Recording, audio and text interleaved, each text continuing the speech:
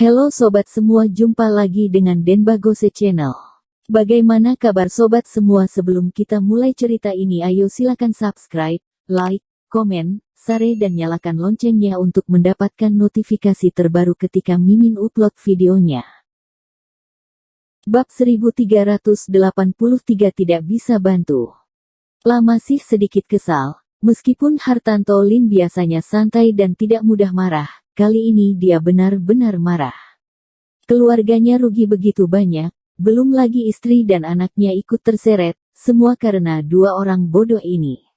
Apakah kamu menganggapku sebagai ATM? 500.000, 800.000, 1 juta. Sekarang 5 juta. Apakah kamu gila pada uang? Melihat bekas tamparan di wajah Vivin, Hartanto Lin merasa sangat tertekan. Lalu apa yang harus kita lakukan sekarang? Wajah Ernie Tang memerah. Memeluk Vivin yang menangis, tatapannya sangat sedih. Hartanto Lin sudah kesal, dia tidak berani bicara lagi, karena Kang Santang dan Ying Nasun sudah keterlaluan, dan ini adalah akibat dari ulah mereka. Panggil polisi. Harus lapor polisi untuk menangkap mereka. Ini pemerasan. Dan putriku tidak boleh ditampar tanpa alasan. Hartanto Lin mengertakkan gigi. Tidak, jangan panggil polisi. Jika kamu menelepon polisi, hidup putraku akan hancur. Dia tidak boleh masuk penjara. Adik kedua, tolong bantu dia. Dia adalah keluarga Tang, dia juga bermarga Tang. Ying Nasun penuh dengan air mata, menangis patah hati. Tidak peduli seberapa bodohnya tapi dia tahu bahwa begitu ia menelepon polisi, putranya pasti akan ditangkap, dan pelacur Johanna Yu pasti tidak akan membiarkan mereka hidup tenang. Bibi kedua, paman kedua, aku tahu aku salah, tolong, aku tidak ingin masuk penjara.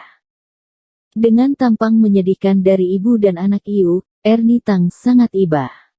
Yang paling penting adalah kakak kedua yang sakit parah di rumah sakit. Pada saat ini, bagaimana dia bisa meninggalkan mereka begitu saja?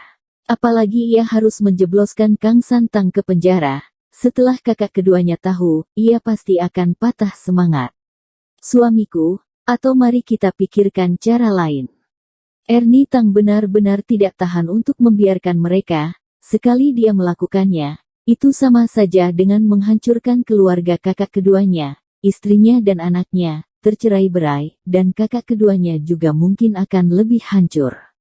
Melihat tatapan memelas di mata Ernie Tang, kekesalan Hartanto Lin juga sedikit mereda, tapi 5 juta bukanlah jumlah yang sedikit. Pasti tidak mungkin memberi mereka uang sebanyak itu. 1 juta yang sudah disepakati itu semua berantakan oleh ibu dan anak yang bodoh itu. Kenapa kau tidak pergi ke Kak Thomas? Dia sepertinya mengenal beberapa orang di kota Donghai, dia pernah merawat orang di sana. Mungkin Kak Thomas akan punya jalan. Pria gemuk besar itu jelas tidak sepenuhnya keras kepala. Vivin menutupi wajahnya, menggigit bibirnya dan berkata, "Oke, temui Thomas, mungkin dia punya cara." Hartanto Lin dan Ernie Tang saling memandang. "Ayo, masih bengong apa? Temui Thomas, apa yang kamu lihat? Apa harus aku yang memohon pada Thomas?" Hartanto Lin berkata dengan suara yang dalam, memelototi Ying Nasun. Wajah Ying Nasun memerah. Mendengarkan Hartanto Lin dan Ernie Tang mengatakan ini, sepertinya Thomas Qin benar-benar mampu. "Cepat temui Thomas Qin, Bu." Kang Santang tidak sabar, dan matahari akan terbenam. Jika mereka tidak bisa menyelesaikannya saat ini, begitu mereka menyerahkan videonya ke polisi, hidupnya akan hancur. Di sore hari, saat matahari hampir terbenam, awan di Cakrawala bersinar. Hati Ying Nasun dan Kang Santang sangat tidak tenang, dan Ernie Tang ikut bersama mereka menemui Thomas di kliniknya. Tidak ada orang di klinik saat ini, hanya Thomas Qin yang sedang membaca. "Tante kedua, kenapa kamu di sini?" Thomas Qin terkejut. Melihat Ying Nasun dan Kang Santang di belakangnya, dia sepertinya mengerti sesuatu. "Thomas, tante keduamu dan yang lainnya dalam masalah. Aku ingin bertanya apakah aku bisa membantu," kata Ernie Tang. "Ya, Thomas, Kamu tahu kita semua ini adalah keluarga kita. Ying Nasun berkata sambil tersenyum, ini adalah pertama kalinya dia bertemu Thomas Qin dengan senyuman di wajahnya. Tidak bisa. Thomas Qin menolak, padahal Ying Nasun belum selesai berbicara, wajahnya sangat kaku, dan semua orang tertegun. Kalau tidak ada masalah, tidak mungkin datang mencarinya. Jika bukan karena Kang Santang, apakah mereka akan muncul di kliniknya? Bukankah itu lelucon? Jika bukan karena mereka benar-benar menemui jalan buntu, apakah mereka akan datang menemuinya? Thomas Qin, aku ini sepupumu. Kamu tidak akan membiarkanku begitu saja, kan? Kang Santang berkata dengan nada rendah. Aku tidak bisa menolongmu, apa yang bisa kamu lakukan padaku? Thomas Qin mengangkat kakinya, dan sepatah kata itu membungkam Kang Santang tanpa berkata-kata. Thomas, aku ini tante keduamu. Kamu tidak bisa membiarkannya begitu saja. Kang San adalah sepupumu. Kita semua adalah kerabat. Seperti kata pepatah, kerabat dan kerabat harus saling membantu untuk bersatu. Benar kan? Ying Nasun berkata sambil tersenyum. Tidak, aku tidak membutuhkanmu untuk membantuku, jadi aku juga tidak ingin membantumu. Sesederhana itu. Thomas Qin meminum teh dan lagaknya membuat Kang Santang dan Ying Nasun terdiam. Apapun yang dikatakan Thomas Qin, setiap katanya seperti terus menusuk, ia seolah memupuskan satu-satunya harapan mereka. Thomas Qin, apa maksudmu? Kamu terlalu tidak berperasaan, tidak punya hati manusiawi. Kita ini adalah saudara, dengan perkataanmu tadi bukankah artinya kamu tidak memperlakukan kami sebagai saudara? Raman kedua masih berbaring di rumah sakit. Jika kamu tidak membantu sepupumu sekarang, tidak akan ada yang membantunya, dan dia bisa masuk penjara. Ying Nasun berkata dengan penuh semangat. Lenikah caramu memohon? Bukankah ini menunjukkan arogansimu saja? Selain itu, bukankah lebih baik baginya untuk masuk penjara, supaya ia merenung dan introspeksi diri supaya tidak sering dijebak orang?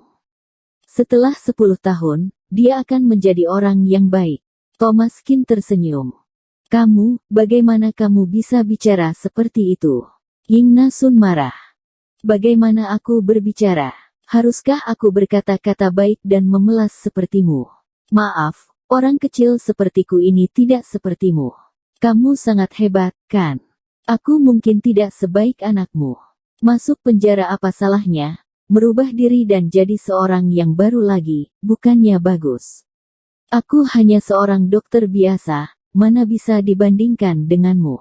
Aku yang kecil ini dibandingkan dengan kalian yang jauh lebih besar dan hebat. Thomas Qin selalu tenang, terlihat dari senyuman, dia tidak bisa tidak menolong paman keduanya, tapi adapun kedua orang ini, dia benar-benar tidak peduli. Kang Santang sangat kesal, tetapi dia di sini untuk meminta bantuan. Tapi sikap Thomas Qin membuatnya merasa sangat terhina.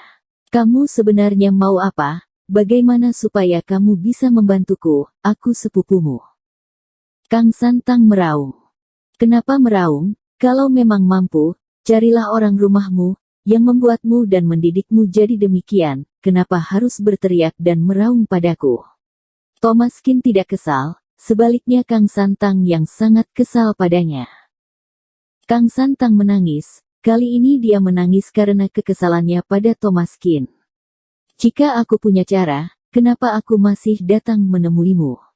Thomas Qin, jangan terlalu menindas orang. Ying Nasun meraung, marah, dan dia hampir pingsan karena kekesalannya. Menindas, itu seharusnya kata yang harus aku katakan padamu. Bagaimana saat kalian meremehkanku ketika berada di rumah tante kedua? Bukankah aku seolah kalian injak sampai ke dalam tanah? Aku menghormati paman keduaku, jadi malas berdebat dengan kalian waktu itu, tetapi kalian kalau keterlaluan, jangan salahkan aku dan menganggapku tak berperasaan. Kenapa? Tidak berhasil dengan cara halus, sekarang mau dengan cara kasar. Tante kedua, ini tidak benar dong, apakah kamu ingin aku mengajarimu, bagaimana cara meminta dan memohon yang benar? Thomas Kin mencibir. Thomas, tante keduamu, mereka datang kepadamu dengan tulus. Ernie Tang berkata melerai. Tante kedua, jangan bicarakan itu, apakah menurutmu dia ada di sini untuk memohon padaku atau ingin memukulku? Lihatlah, mereka berdua seperti ingin memakanku. Thomas Kin mencibir. Ini. Ernie Tang tersenyum pahit. Keduanya memang agak keterlaluan. Memohon juga tidak dengan begitu caranya. Tidak ada ketulusan sama sekali, dan dia bahkan tidak bisa menebusnya. Karena tante kedua ada di sini, bukan tidak mungkin aku bisa membantumu. Berlututlah. Coba aku lihat ketulusanmu. Bersambung. Terima kasih kepada kalian yang telah menonton video ini. Jangan lupa tekan tombol subscribe-nya dan nyalakan notifikasinya untuk mendapatkan video-video seru lainnya dari channel Denbagose.